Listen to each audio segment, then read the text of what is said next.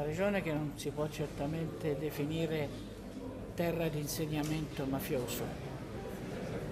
ma una terra nella quale per le sue caratteristiche e per alcuni indizi che sono stati sottolineati, in particolare consistenti traffici di stupefacenti, è una regione che non si può pensare che non sia interessante per le mafie che hanno comunque il monopolio del traffico degli stupefacenti. E altro aspetto che noi vogliamo sottolineare è quello che siamo alla vigilia di ingente ricostruzione a causa del flagello del terremoto, che porterà finanziamenti molto consistenti in questa terra, e quindi è necessaria una forte vigilanza perché le mafie non si accaparrino attraverso i loro prestanome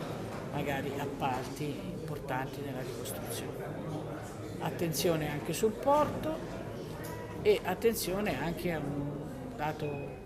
rilevante, che è quello del numero di collaboratori di giustizia o di persone che sono assicurate comunque alla giustizia in questa terra e che appartengono a organizzazioni mafiose, perché questo ha sempre rappresentato negli anni anche in altri territori un vettore per la presenza delle mafie e per i loro affari. Non va mai sottovalutato. Chi dice che la mafia non esiste fa un grande regalo alla mafia, chi dice noi siamo immuni da qualunque tipo di penetrazione fa un grande regalo alle mafie. Le mafie sono un pericolo reale nel nostro paese e noi dobbiamo essere capaci di fermarle. E siccome oggi sparano meno ma corrompono di più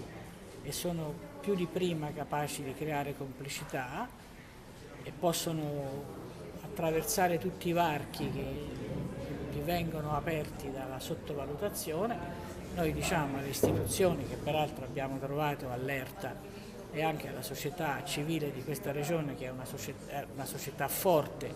con un alto senso civico, di non abbassare mai la guardia.